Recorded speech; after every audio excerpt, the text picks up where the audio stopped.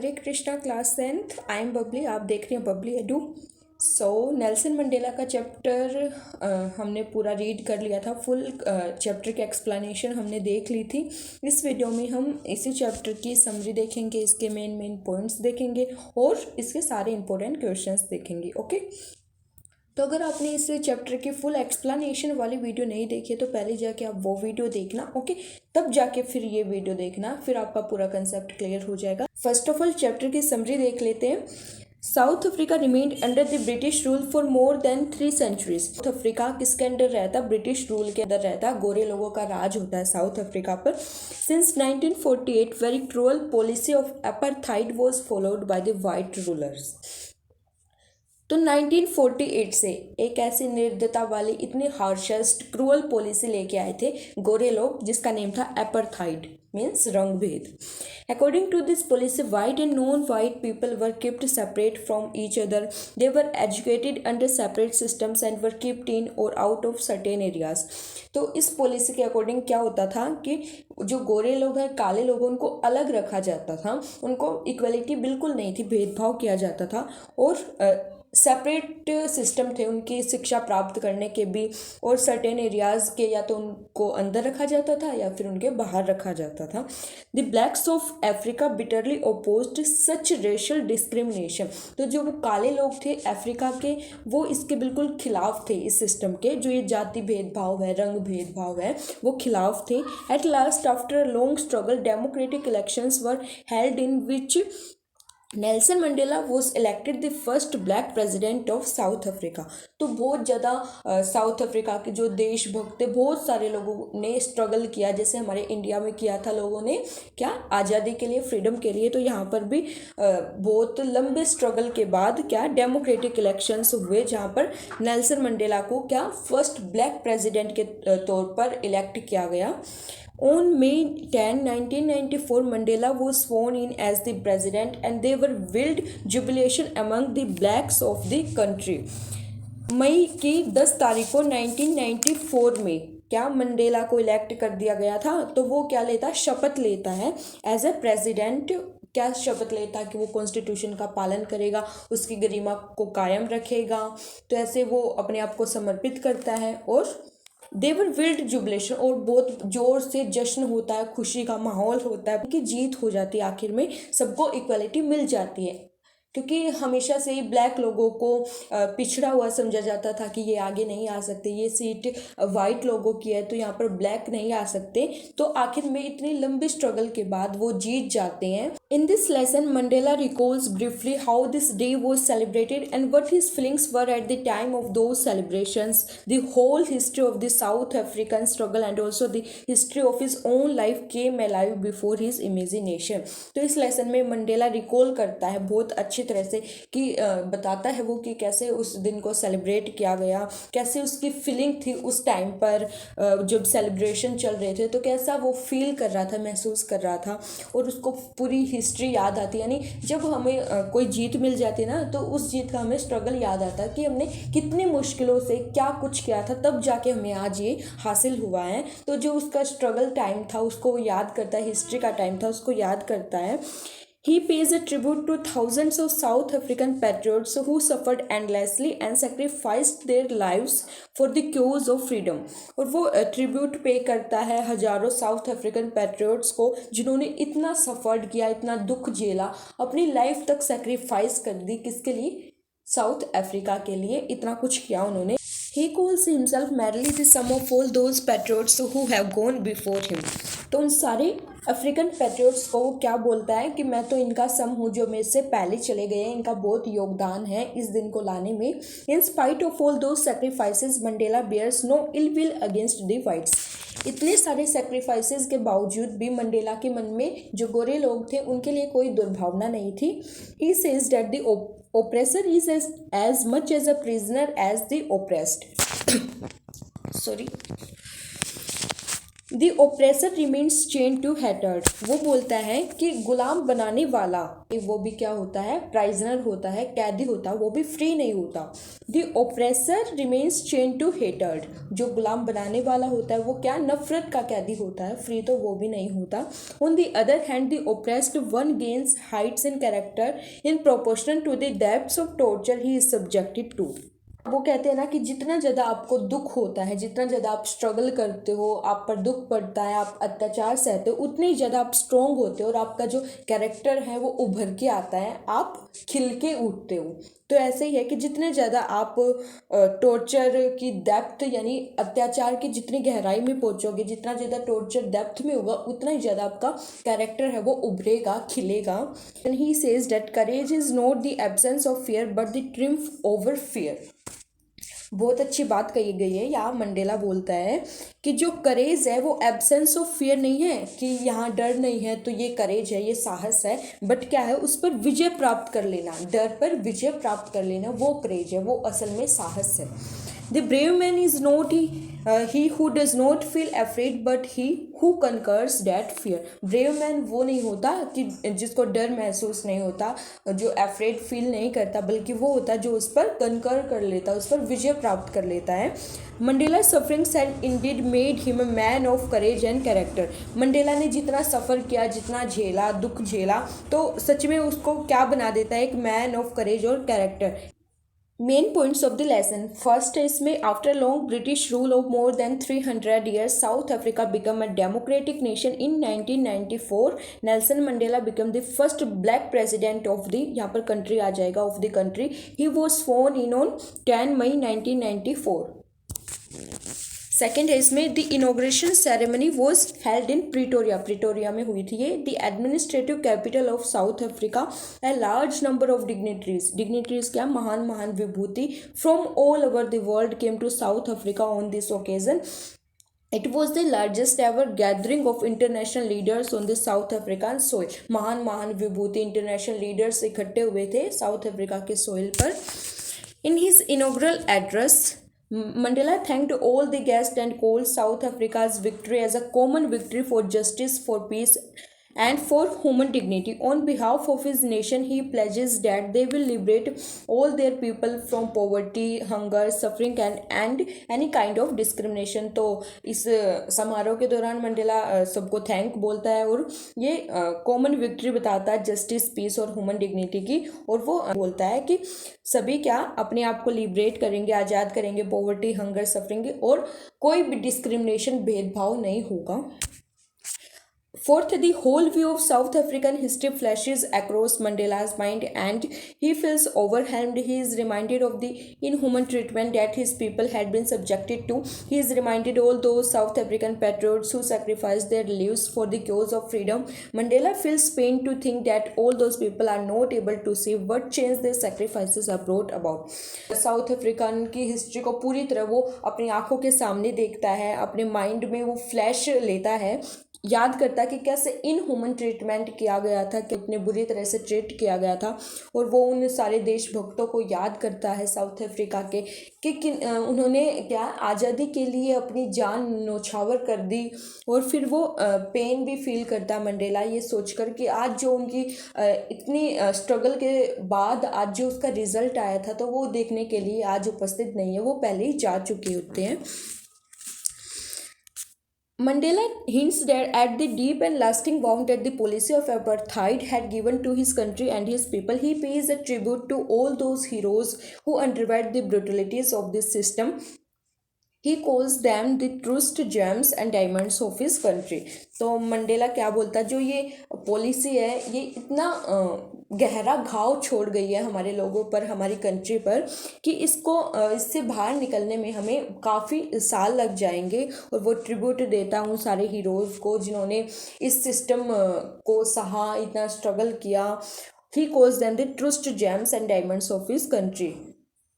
Sixth, Mandela says that it is from these people that he has learned the meaning of courage. He has learned that courage is not the absence of fear but the triumph over fear. The brave man is not he who does not feel afraid but he who conquers that fear. Seventh है, however Mandela bears no ill will against the whites. He says that no one is born hating another person. People only learn to hate, and if they can learn to hate, they can be taught to love also, which is a more natural feeling. तो कोई दुर्भावना नहीं थी। वो बोलते हैं कि कोई भी जन्म से ही हेट करना नहीं सीखता है, वो हेट करना उसको सिखाया जाता है, और अगर उसे हेट करना सिखाया जा सकता है तो उसको प्यार करना भी सिखाया जा सकता है, जो कि मोर नेचुरल फीलिंग है, जो कि अंदर ही उसकी गहराई में छिपी होती है।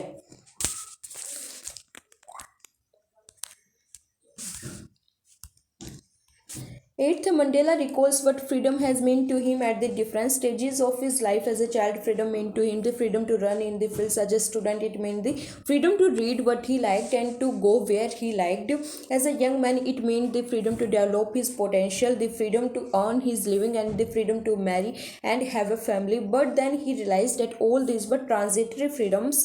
Now, freedom to him meant the freedom of everyone who looked like him. In other words, the freedom of all African people. तो मंडेला के लिए फ्रीडम अलग अलग स्टेज पर अलग अलग थी, कि जब वो छोटा लड़का था, चाइल्ड था, तो उसके लिए फ्रीडम थी खेतों में वो फ्रीली भाग सके, नदियों में तैर सके, और जब वो स्टूडेंट हुआ तो उसके लिए फ्रीडम थी कि जो चाहे वो पढ़ सके, जहाँ जाए वो बाहर जा सके, रात तक रह सके बाहर, तो ये उसके लिए फ्रीडम थी। जब वो यंग मैन होता है, बड़ा होता है, तो उसके लिए फ्रीडम है कि वो अपनी पोटेंशियल को अचीव कर सके, अपनी एबिलिटी, अपनी क्षमता के तौर पर वो अर्न कर सके, और freedom to marry and have a family. लेकिन बाद में उसको रियलाइज़ होता है कि ये तो ट्रांजिटरी फ्रीडम्स है, ये तो कुछ समय के लिए ही है, ये रियल फ्रीडम नहीं है। फिर उसको रियलाइज़ होता है कि फ्रीडम तो उनके लिए चाहिए कि जो मेरी तरह दिखते हैं, कि freedom of all African people, इनके लिए फ्रीडम चाहिए, ये सारे ही क्या हैं, अनफ्री हैं, अकेला मैं ही नहीं हूँ ऐसा। नाइन्थ है, Mandela sees that his hunger for freedom filled him with courage. It changed him from a frightened young man into a bold one. Now he realized that he could not call himself free unless each one of his people was free. The chains of any one of my people were the chains on me, he says. तो Mandela के मन में जो freedom के लिए जो भूख थी, जो तड़प थी, वो उसको किससे करेज से फील कर देती है, करेज से, साहस से भर देती है, उसको फ्राइटेंड यंग मैन से किस में बदल देती है, बोल्ड वन में बदल देती है। अब उसको रियलाइज़ हो जाता है कि मेरे लोगों पर चेन पड़ी हुई, यानी जंजीर पड़ी हुई, वो किसके समान है, मेरे ऊपर, यानी अगर मेरे लोगों पर कोई मुसीबत आती है, कोई जंजीर पड़ती है, तो वो समझो मेरे ऊपर पड़ी है, तो ऐसा वो सोचते हैं। 10th, Mandela does not find any difference between the oppressor and the oppressed. He says that the oppressor needs to be liberated. तो वो ज़्यादा डिफरेंस नहीं समझता ऑप्रेसर में और ओप्रेस्ड में। तो सबसे पहले आप ओप्रेसर और ओप्रेस्ड समझो। ओप्रेसर है गुलाम बनाने वाला, जो बनाता है, और ओप्रेस्ड कौन है, जो गुलाम बनता है, यानी गुलाम। तो वो कहता है इतना डिफरेंस नहीं है, दोनों को ही लिबरेट होने की नीड होती है, दोनों ही फ्री नहीं होते। When oppressor locks someone behind bars, he forget that the himself is locked behind the bars of hatred and narrow-minded nets. लेकिन जब गुलाम बनाता है किसी को, तो वो जेल के अंदर बंद कर देता है, उसको कैद कर देता है, लेकिन वो ये बात भूल जाता है कि तुम भी फ्री नहीं हो, तुम भी हेटर्ड के और नैरो माइंडेड नेट्स के कैदी हो। In fact the oppressed and the oppressor alike are robbed of their humanity. Both of them need to be liberated from their respective prisons. तो आई होप आपको मेन पॉइंट्स समझ आ गए होंगे। तो इस समरी और मेन पॉइंट्स में ये समझो आपको पूरा चैप्टर दोबारा अच्छी तरह कवर हो गया है। आपको अब सब कुछ याद रहने वाला, आप भूलोगे नहीं इसको, अगर आप अच्छी तरह फुल कंसंट्रेट के साथ देखोगे। ओके, तो अब हम शॉर्ट आंसर टाइप क्वेश्चंस देखते हैं। फर्स्ट क्वेश्चन है, how was 10 May a special day in South Africa? 10 मई का दिन स्पेशल क्यों था, कैसे था साउथ अफ्रीका में? आंसर देखते हैं। South Africa had been under the white rule for more than 3 centuries. The blacks suffered terribly during this period. They fought a long battle for their freedom. At last, on 10 May 1994, they became a democratic nation. Nelson Mandela became their first black president. क्योंकि 10 मई के दिन क्या है, ये सारे जो policy थी रंग भेद की, जाति भेद की, यानी जो डिस्क्रिमिनेशन था, वो सारा का सारा ख़त्म हो जाता है। डेमोक्रेटिक इलेक्शन होते हैं और नेल्सन मंडेला क्या फर्स्ट ब्लैक प्रेसिडेंट बनता है, डेमोक्रेटिक नेशन बन जाता है, तो इसलिए वो स्पेशल डे था। क्वेश्चन नंबर सेकंड देखते हैं, how does Mandela describe the gathering on the occasion of his oath taking at the president of South Africa. तो कैसे डिस्क्राइब करता है वो, आंसर देखते हैं। Mandela says that a large number of dignitaries from all over the world had gathered on his occasion, they included man from all Nations and classes. Mandela calls it a rainbow gathering, it was the biggest ever gathering of international leaders on the soil of South Africa। तो Mandela बोलता है कि large number, बहुत सारे महान विभूति international leaders पूरे world से हमारी साउथ अफ्रीका की धरती पर इकट्ठा हुए थे। उनमें हर नेशंस के, हर क्लासेस के लोग थे, कोई डिस्क्रिमिनेशन नहीं था कि इसी पर्टिकुलर कास्ट के लोग आने चाहिए, इसी पर्टिकुलर नेशन के लोग आने चाहिए, हर तरह के वहाँ पर लोग शामिल थे। मंडेला क्या बोलता है इसको, रेनबो गैदरिंग। जैसे रेनबो में अलग अलग कलर्स होते हैं, तो ऐसे ही अलग अलग रंग के, अलग अलग जाति के लोग इकट्ठा हुए थे, और ये बिगेस्ट एवर गैदरिंग माना जाता है इंटरनेशनल लीडर्स का on the soil of South Africa. Question number third है, what pledge did Mandela take at the time of his becoming the first black president of South Africa. तो first black president बनने के बाद Nelson Mandela क्या शपथ लेता है।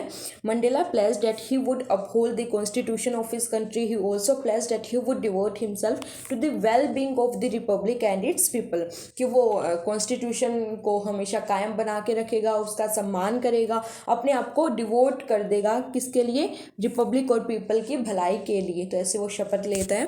Question number fourth है, what does Mandela refer to as extraordinary human disaster.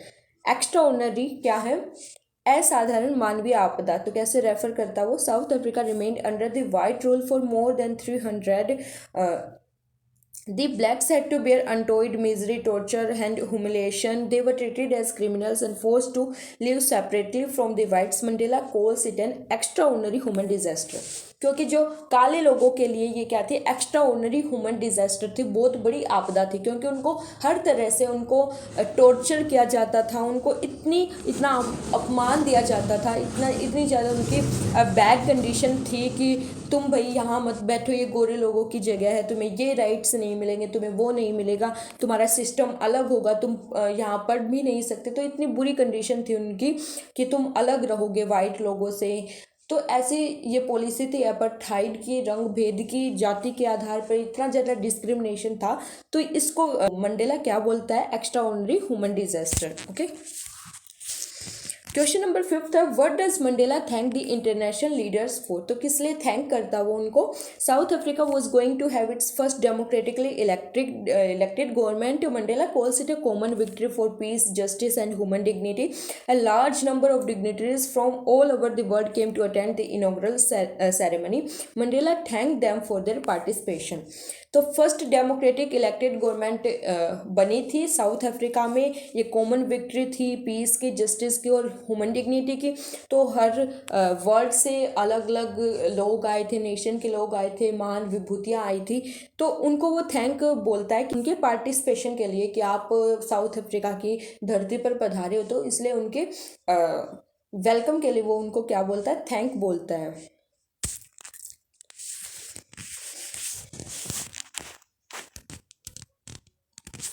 Question number 6, what idols did Mandela set out for the future of South Africa. तो क्या आइडल वो सेट करता है फ्यूचर के लिए, साउथ अफ्रीका के future के लिए। Mandela said that they would liberate all their people from the bondage of poverty, hunger, suffering and all kinds of discrimination. He said that there would never be any oppression of one by another, कि हर कोई liberate होगा, people आज़ाद होगा, किससे, bondage of poverty, hunger, suffering, कोई किसी प्रकार का डिस्क्रिमिनेशन नहीं होगा, कोई गरीबी नहीं होगी, कोई सफ़र नहीं करेगा। और वो बोलता है कि कोई ऑपरेशन किसी द्वारा नहीं होगा, कोई अत्याचार नहीं होगा, कोई किसी का शोषण नहीं करेगा। तो ऐसा वो आइडल सेट करता है साउथ अफ्रीका के लिए, क्योंकि जो पहले वो एक्सपीरियंस कर चुके थे, तो वो चाहते हैं अब दोबारा ऐसा बिल्कुल नहीं होना चाहिए। क्वेश्चन नंबर 7 है, what did the military generals do after the inauguration, how had their attitude changed and why. तो इनॉग्रेशन के बाद मिलिट्री जनरल्स क्या करते हैं और उनका एटीट्यूड चेंज कैसे होता है, क्यों। The military general saluted Nelson Mandela respectfully. Not many years ago, they would have arrested him instead of saluted him, but now he was their president, so change in their attitude was but normal.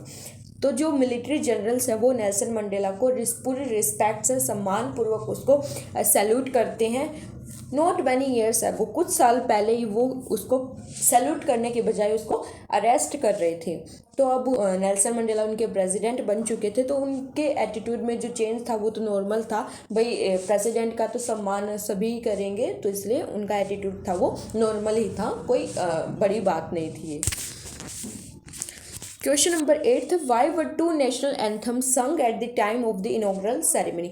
तो 2 national anthem गाए गए थे inaugural ceremony में, तो ऐसा क्यों था? The one national anthem represent the vision of the whites and the other of the blacks.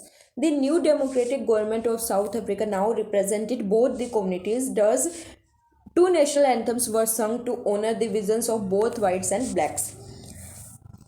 एक नेशनल एंथम रिप्रेजेंट करता था वाइट लोगों को और दूसरा करता था ब्लैक लोगों को। अब जो नई डेमोक्रेटिक गवर्नमेंट बनी थी वो तो दोनों ही कम्युनिटी को रिप्रेजेंट कर रही थी, कोई भेदभाव तो था ही नहीं, वो ब्लैक को भी उतना ही दर्जा दे रही थी और वाइट लोगों को भी। तो 2 नेशनल एंथम गाए गए ताकि किसी को भेदभाव ना लगे, इक्वलिटी लगे, कि दोनों ही कम्युनिटी को पूरा का पूरा अधिकार दिया गया, सम्मान दिया गया। क्वेश्चन नंबर 9 है, how does Mandela describe the system of government in his country in the first decade of the 20th century. 20th century के फर्स्ट डेकेड में वो गवर्नमेंट का सिस्टम कैसे डिस्क्राइब करता है अपनी कंट्री में? Mandela calls it one of the darkest period in his country. It was a period of racial discrimination against the blacks of the country. This discrimination was the hardest and the most inhumane. तो वो इस decade को क्या बोलता है? One of the darkest periods बोलता है इस टाइम को। ये पीरियड था रेशियल डिस्क्रिमिनेशन, ब्लैक लोगों के अगेंस्ट था ये सिस्टम, जाति के आधार पर भेदभाव था, एपार्थाइड सिस्टम था, बहुत बुरी कंडीशन थी ब्लैक लोगों की। Discrimination was the hardest and the most inhumane. Question number 10 है, how does Mandela describe the system of government in his country in the last decade of the 20th century? वो तो first decade था, अब last decade कैसे describe करता है वो? In the last decade of the 20th century, the domination of the whites over the blacks came to end. South Africa had now become a democratic republic. Now the rights and freedoms of all peoples were equally respected. तो first decade में जो इतनी बुरी condition थी, ये racial discrimination चल रहा था, तो 20th सेंचुरी के लास्ट डिकेड में जो डोमिनेशन था वाइट का, जो प्रभुत्व था गोरे लोगों का ब्लैक लोगों पर, तो वो क्या एंड हो जाता है, ख़त्म हो जाता है। अब डेमोक्रेटिक रिपब्लिक बन जाता है साउथ अफ्रीका। अब राइट्स और फ्रीडम्स इक्वली दोनों ही कम्युनिटी को दिए गए हैं, गोरे लोगों को भी और काले लोगों को भी। वैसे वो लास्ट डिकेड को डिस्क्राइब करता है।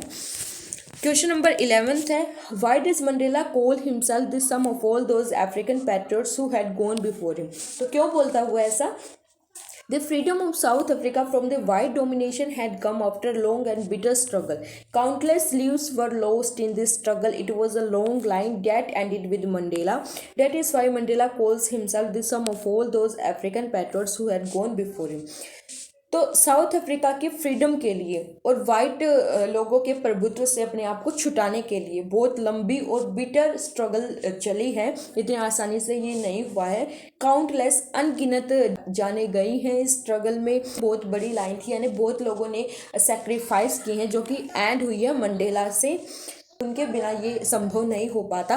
उन्हीं के स्ट्रगल के वजह से आज डेमोक्रेटिक इलेक्शन हुए, आज फर्स्ट ब्लैक प्रेसिडेंट बना मैं, तो वो है अपने आप को उनका सम बोलता है।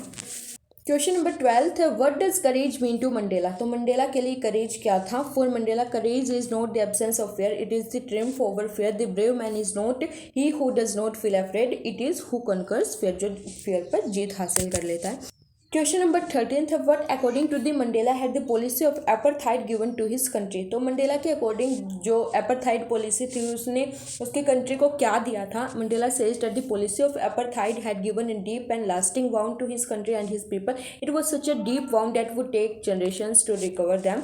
तो इस पॉलिसी ने बहुत ही गहरा घाव छोड़ा था उसकी कंट्री पर, उसके लोगों पर, कि इतना गहरा घाव था कि इसको रिकवर होने में जनरेशन और बहुत सारे साल लग जाएंगे। क्वेश्चन नंबर 14 है, why does Mandela say that one must learn to hate. क्यों कहता है वो ऐसा? Mandela says that no one is born hating another person, therefore one has to learn to hate others, on the other hand one has not to learn to love, it is a feeling that comes naturally to the human heart. Mandela बोलता है कि हर कोई जन्म से ही hate करना नहीं सीखता है, उसको सिखाया जाता है, लेकिन इसके विपरीत प्यार करना नहीं सिखाया जा सकता। ये तो ऐसी फीलिंग है जो नेचुरल होती है, किसी को सिखाया नहीं जाता। छोटे बच्चे को प्यार वैसे ही अपनी मम्मी से वो प्यार करने लग जाता है, इतना ज़्यादा अटैचमेंट हो जाता है उसका, तो उसको सिखाया थोड़ा ना जाता, वो तो उसकी नेचुरल फीलिंग होती है, उसके पहले से उसमें विद्यमान रहता वो। क्वेश्चन नंबर 15 है, how does Mandela compare the oppressor with the oppressed? तो ओप्रेसर को ओप्रेस्ड से क्यों कंपेयर करता है? Mandela says that there is not much difference between the oppressor and the oppressed, both of them need to be liberated, one from the chains of हेटेड and the other from the chain body.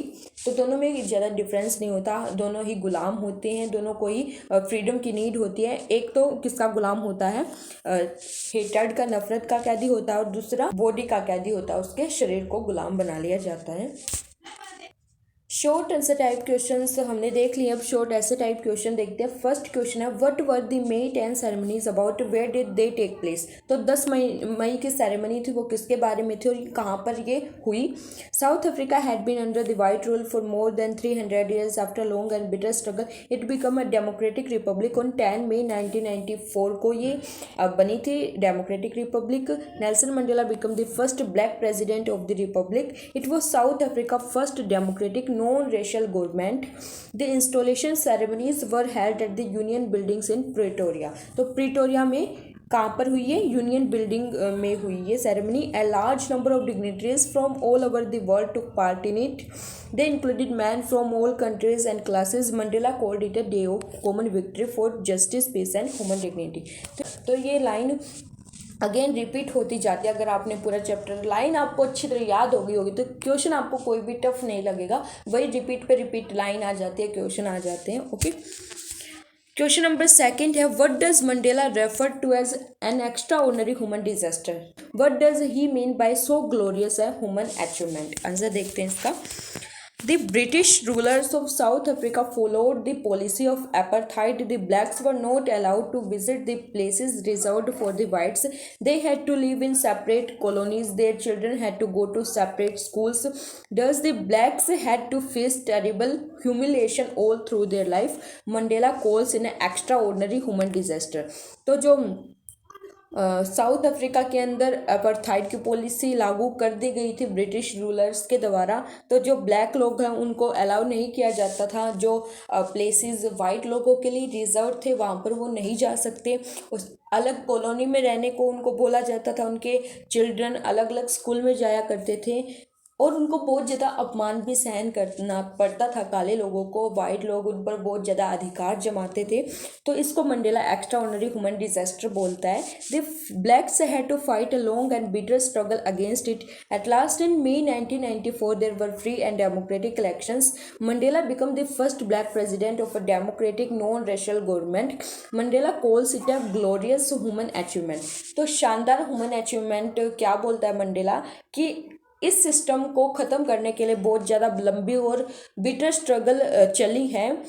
10 May 1994 को क्या है, ये जो free और democratic election होते हैं, Mandela first black president बनते हैं और कैसी गवर्नमेंट होती है? नॉन रेशियल गवर्नमेंट होती है। इसको मंडेला ग्लोरियस ह्यूमन अचीवमेंट बोलता है। क्वेश्चन नंबर थर्ड है, how does Mandela describe the systems of government in the first decade and in the final decade of the 20th century? तो ये दो question हमने पहले देख लिए थे कि फर्स्ट डिकेड में क्या करता है, वो लास्ट डिकेड को कैसे डिस्क्राइब करता है। In the first decade of the 20th century, the white rulers were following the policy of apartheid in South Africa. It was a humiliating policy against the blacks. They were not allowed to visit places reserved for the whites. They had to live in segregated colonies. की first decade में बहुत ज़्यादा बुरी condition थी। उनको ये rights नहीं मिलते थे। उनको वाइट लोगों से बिल्कुल नीचे समझा जाता था। जो प्लेसेस वाइट लोगों के लिए रिजर्व थे वहाँ पर वो एंटर नहीं कर सकते थे। स्कूल्स भी अलग अलग थे, उनकी एजुकेशन भी वो अलग जगह पर लिया करते थे। तो ये फर्स्ट डिकेड था। The South African had to fight a long and bitter struggle at last in the final decade of the century this situation change completely. On 10 Tell me 1994, a democratic, no-racial government was installed in a country. Nelson Mandela became its first black president. Now the rights and freedoms of everyone were respected regardless of the color of their skin.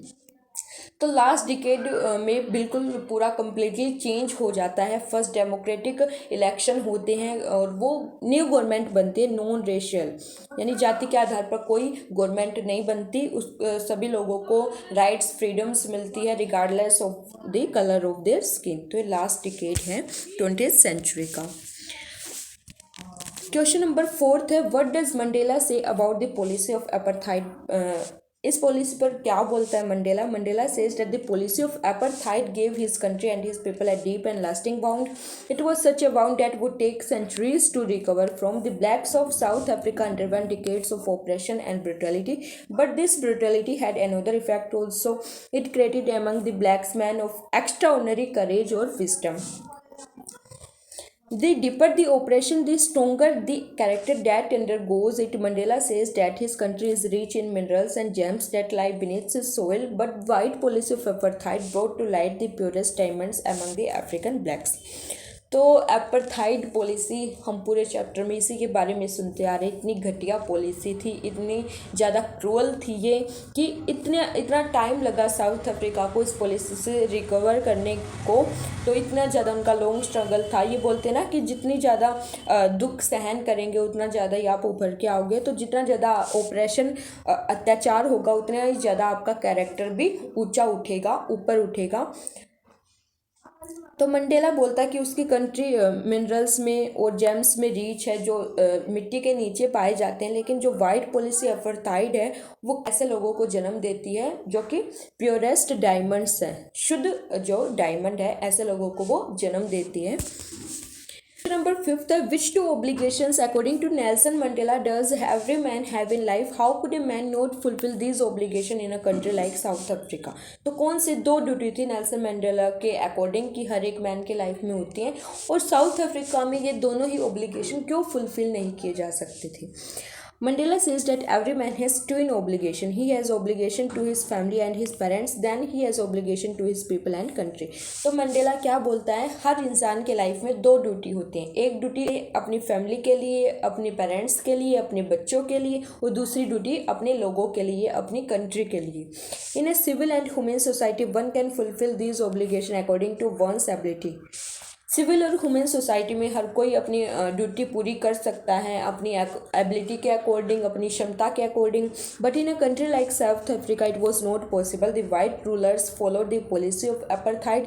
They had put many restrictions on the blacks. Anyone who tried to fulfil his obligation to his people was punished and put in to prison. With Mandela also the same thing happened. तो South Africa में ऐसा बिल्कुल नहीं होता था, ये बिल्कुल असंभव है. साउथ अफ्रीका में एक ही ड्यूटी को इंसान फुलफिल कर सकता था. साउथ अफ्रीका में अगर वो दूसरी ड्यूटी पूरी करने चले तो उसको पनिश्ड किया जाता था और उसको जेल में डाल दिया जाता था. ओके. Question number 6 है, what did being free to mean as a boy and as a student? How does he contrast these transitory freedoms with the basic and honorable freedoms? As a boy, Mandela meant by freedom the liberty to run in the fields near his mother's hut. It was also the freedom to swim in the clear stream that flowed through their village. तो as a boy उसके लिए freedom क्या थी, वो खेतों में freely run कर सके, नदियों में तैर सके. तो ये उसके लिए क्या थी, फ्रीडम थी as a boy. As a student, it was the freedom to read what he liked and to go where he liked. As a student उसके लिए फ्रीडम थी कि जो उसका मन करे, जो वो लाइक करे वो पढ़े, जहाँ उसका मन करे वहाँ जाए वो. तो ये उसके लिए फ्रीडम थी as a student. But then he realize that all this were transitory freedoms. The basic and honourable freedoms were the freedoms that concerned everyone around him.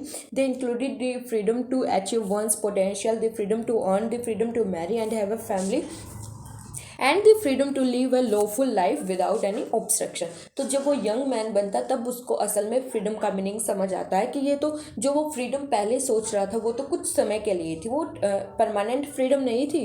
अपनी एबिलिटी के अकॉर्डिंग कुछ भी करें, कुछ भी अर्न करें, मैरी करने की फ्रीडम हो हमारे पास, और lawful life without any obstruction. हम ऐसी लाइफ जिए जिस पर कोई कानून का दबाव ना हो, कोई कानून का ऑब्स्ट्रक्शन ना हो. क्वेश्चन नंबर 7 है, why did such A large number of international leaders attend the inauguration, what did it signify the triumph of. तो किसकी जीत सिग्निफाई करता है ये। After long period of white domination south Africa had become a democratic Republic. The country was going to have democratic non-racial government. Nelson Mandela was going to be the first black president of the country. The installation of the new government was a historical moment. All the dignitaries of the world had to come to participate in. They included guests from all countries and all classes. Never before had been such a large gathering of international leaders of the South African soil. It signified a common victory for justice, peace and human dignity. तो पहले south Africa के दूसरी country के साथ जो diplomatic relation थे वो broke हुए थे, टूटे हुए थे, तो इतना ज़्यादा उनका रिलेशन नहीं था। लेकिन जब वो डेमोक्रेटिक गवर्नमेंट बनती है, नई इलेक्शन होते हैं और फर्स्ट ब्लैक प्रेसिडेंट बनता है नेल्सन मंडेला साउथ अफ्रीका का, तो वो क्या है, एक हिस्टोरिक मोमेंट बन जाता है उनके लिए। इतनी ज़्यादा महान विभूतियाँ, इंटरनेशनल लीडर्स पूरे वर्ल्ड से, हर एक नेशन के आए थे, तो ये बहुत बड़ी बात थी साउथ अफ्रीका के लिए। ये क्या सिग्निफाई करता है, common victory of justice, peace and human dignity. Question number 8 है, would you agree that the depths of oppression create heights of character. क्या आप इस बात से एग्री हो कि जितना ज़्यादा अत्याचार गहराई में होगा, डेप्थ में होगा, उतना ज़्यादा आपका कैरेक्टर भी हाई होगा, ऊंचा होगा। How does Mandela illustrate this, can you add your own example to this argument. तो इसमें आपको अपना पॉइंट ऑफ व्यू बताना है, क्या आप इस बात से एग्री हो या नहीं। फ्रीली आपको अपना आंसर देना है, कमेंट सेक्शन में आप येस और नो दोगे, इसका आंसर बताओगे मुझे, ओके। तो ये क्वेश्चन आप खुद ही करोगे, खुद ही आपको ट्राई करना, मैं पहले भी बता चुकी हूँ, ओके। तो यहीं पर हमने पूरे चैप्टर की समरी देख ली, मेन पॉइंट्स देख लिए, इसके सारे इंपॉर्टेंट क्वेश्चंस देख लिए।